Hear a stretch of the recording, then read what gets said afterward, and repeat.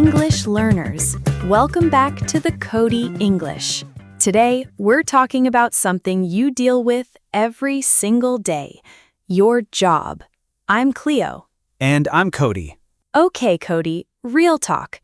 Have you ever been in a situation where someone asks you, "So, what do you do?" and your brain just goes blank? Oh, absolutely. I know what I do every day, but the moment someone asks me to explain it, I sound like a confused robot. Right? I once told someone I manage digital things for a company. That was my answer. Digital things. That is not helpful at all. Not helpful at all. And the worst part? The person just nodded like they understood. They definitely did not understand. I think a lot of people struggle with this, especially in English. Talking about your job sounds simple, but there's actually a lot going on. Exactly. And that is exactly what we're diving into today. We're talking about how to talk about your job in real, natural, confident English. Whether you're at a job interview, meeting new people, or just chatting at a party, knowing how to describe what you do is a super useful skill. And here's the deal. If you stay with us until the end, you're going to walk away with real phrases, real stories, and a real confidence boost for the next time someone asks you that question. So make sure you hit subscribe if you haven't yet. New episodes drop every single day, and you don't want to miss any of them. Okay, let's get into it. Cody, let's start with the basics. When someone asks, "What do you do?" what's the most natural way to answer? So the most common and natural way is to say your job title and where you work.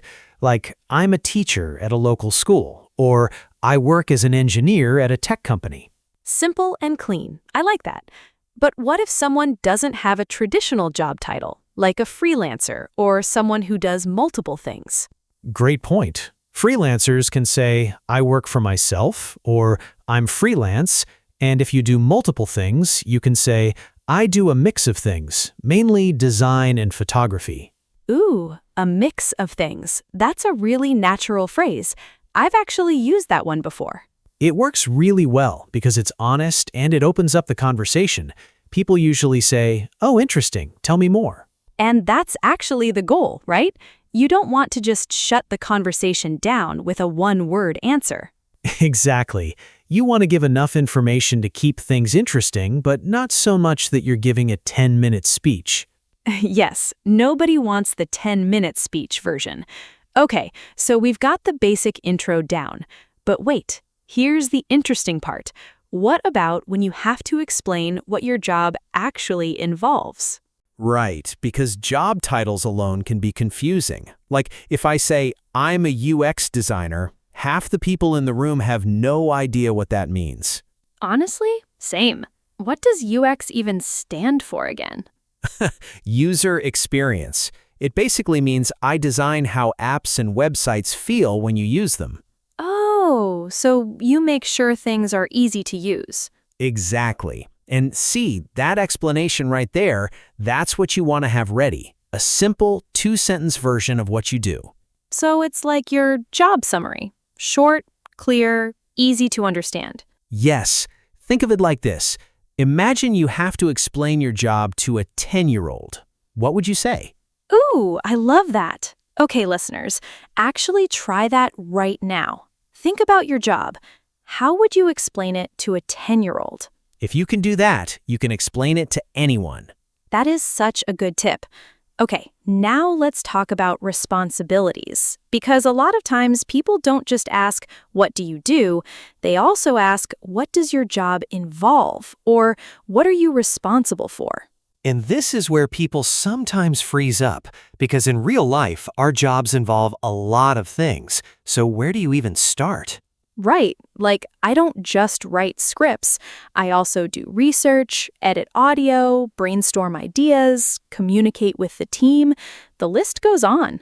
So a good strategy is to pick your 2 or 3 main responsibilities, the big ones, and use phrases like, I'm responsible for, or my main job is to, or I mostly handle.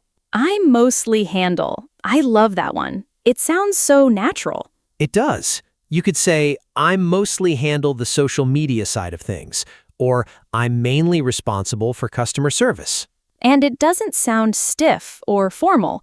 It sounds like how a real person actually talks. That's the goal. Natural, confident, and clear. Okay, this is where things get really fun. Let's talk about coworkers and the workplace. Because your job isn't just your tasks, it's also the people around you. Oh, absolutely. And knowing how to talk about your team or your boss is super important, especially in interviews or even just casual conversations.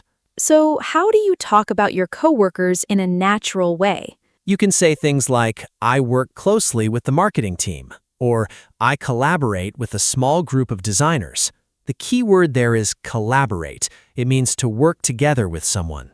You mean like working as a team toward the same goal? Exactly. And in work settings, collaboration is huge. Employers love hearing that you're a team player. And what about the boss? Because let's be honest, how you talk about your boss says a lot. Very true.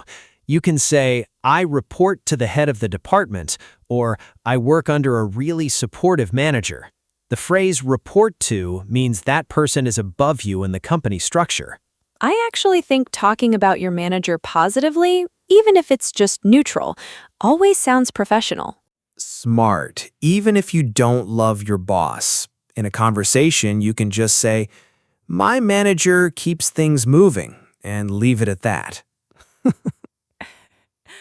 Professional, diplomatic. I respect it. Okay, let's shift a little. Let's talk about how to describe your work environment. Like, is your job remote, in an office, outdoors? This comes up a lot now, especially since remote work became so common. You can say, I work from home, or I work remotely, or I work in a hybrid setup. Hybrid setup. What does that mean exactly? It means you split your time between home and the office, like maybe 3 days at home and 2 days in the office. Oh, that's actually what a lot of people do now. And for people who work outdoors or in the field? You can say, I work on site, or I spend most of my time in the field, like a construction worker or a nurse who works in a hospital. Good. So there's language for every kind of job. You're not stuck if your job isn't a typical office situation. Exactly. Every job has a way to be described. You just need the right words. Okay, I want to share a story here because I think this is super relatable.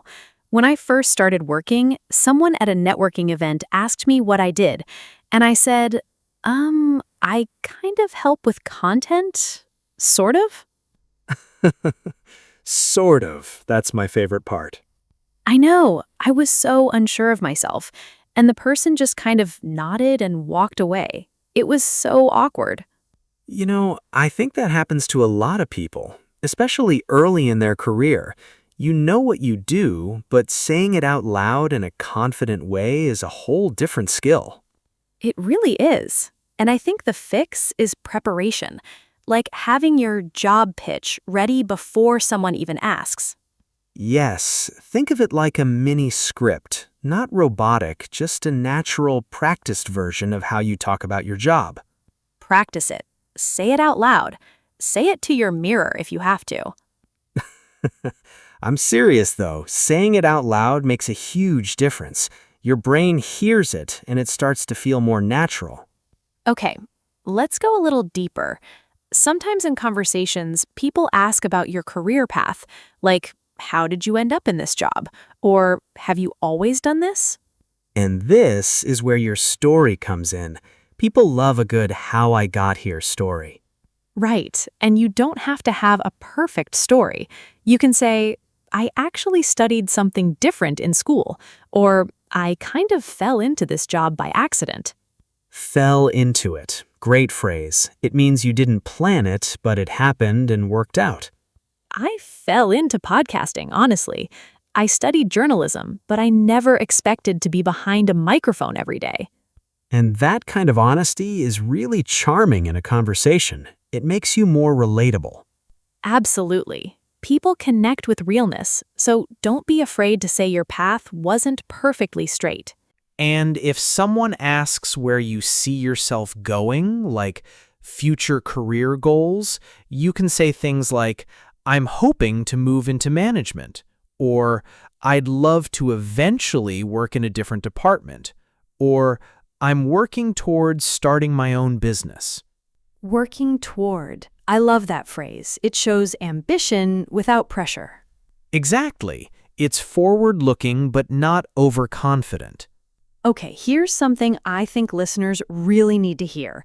What about when you don't love your job? Like, how do you talk about a job you're not super excited about? Oh, this is such a real situation, especially in interviews or professional settings. You can't just say, I hate my job. Definitely not. So what's the move? You keep it neutral and forward-looking. Instead of complaining, you say things like, it's been a good learning experience, or I've gained a lot of useful skills there, and then pivot to what you're looking for next. So you're not lying, but you're also not burning bridges. Exactly. It's professional honesty, and it keeps the conversation positive. You know, I think one of the hardest parts of talking about your job is when your job is really hard to translate. Like, not every job has a clean title. So true. I once met someone who described himself as a solutions architect, and I had no idea what that meant. What does it mean? Basically, he designs systems that solve complex technology problems for companies, but on paper, solutions architect, that could mean anything. It really could. So for people with confusing titles, the advice is lead with what you do, not just your title. Yes, lead with the action. I help companies build better tech systems is clearer than I'm a solutions architect. Love that. Action-first descriptions. That's a really useful tip. And honestly, it works for any job. I help students learn math instead of I'm a math tutor. It sounds more confident and more human. Okay, we're getting close to the vocabulary section, but before we do, let's just quickly talk about one more thing, the small talk version of your job. Yes, because not every conversation is a job interview. Sometimes someone just asks at a party and you need the casual version. The party version. What does that look like? It's super short. I'm in tech. I work in healthcare. I do marketing. And then you throw it back at them. What about you? Keep it short, keep it easy, and pass the ball. I love it. Because at a party, nobody wants a full resume. They just want a jumping off point for conversation. Totally. Okay, let's get into the vocabulary section because throughout this episode, we used some really powerful phrases that you can start using right away. Number 1, I'm responsible for. This means it is your job or duty to do something. Example, I'm responsible for managing the team's schedule.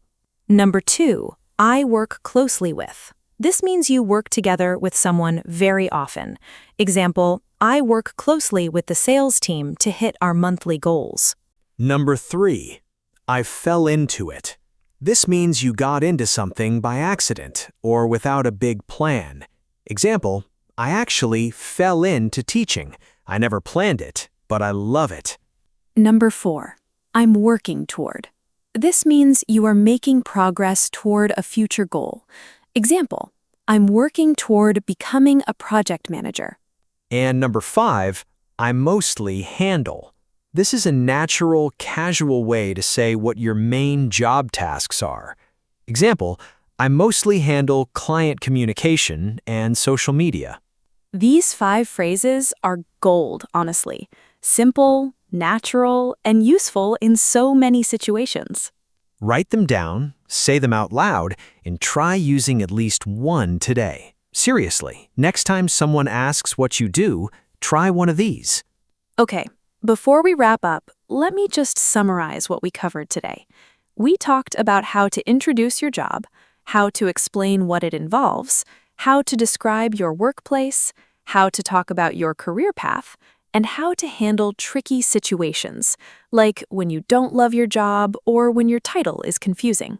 And we kept it real. No textbook stuff, just real language that real people actually use.